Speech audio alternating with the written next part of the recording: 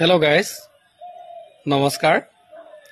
আজি এই ভিডিঅ'টো সেই সকল ব্যক্তিৰ কাৰণে যি সকল ব্যক্তিয়ে মদ সেৱন কৰে। এতিয়া বহুতে প্ৰশ্ন কৰিব যে মদ খোৱা ব্যক্তিসকল মৰিব আৰু মদ নোখোৱা ব্যক্তিসকল কি নমৰিব নেকি? নিশ্চয় মৰিব। কিন্তু কথাটো হৈছে কি এজন মদ খোৱা ব্যক্তিয়ে নিজৰটো ক্ষতি সাধন কৰি লগতে আনৰো ক্ষতি সাধন কৰে। এতিয়া আমি দেখি আহিছো যে মদ খোৱাৰ জহত বহুতৰে ঘৰ সংসাৰ ধ্বংস হৈ গৈছে। এতিয়া চাব এজন ব্যক্তি যেতিয়া নিচাসক্ত অৱস্থাত থাকিব তেখেতৰ সুস্থ জ্ঞান কিন্তু নাথাকে।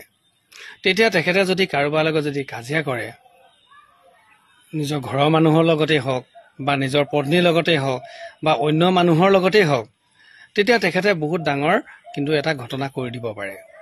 আৰু ২ নম্বৰতে এজন ব্যক্তিয়ে যেতিয়া মদ খাই নিচাসক্ত হৈ ড্ৰাইভিং কৰিব তেতিয়া তেখেতৰ অকণমান ভুলৰ জহত বহুতৰে কিন্তু জীৱন ধ্বংস হৈ যাব পাৰে।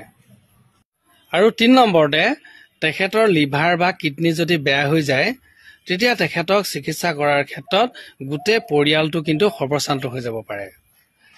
গতিকে তেখেতটো মৰিবই লগতে আনকো মাৰি নিব।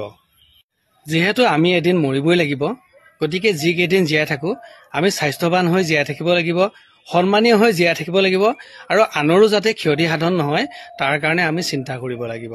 বহুত দৰকাৰী ভিডিঅ', আপোনালোকে ভিডিঅ'টো শ্বেয়াৰ কৰি দিব আৰু যদি ভাল লাগিছে তেনেহলে লাইক কৰি দিব। ধন্যবাদ।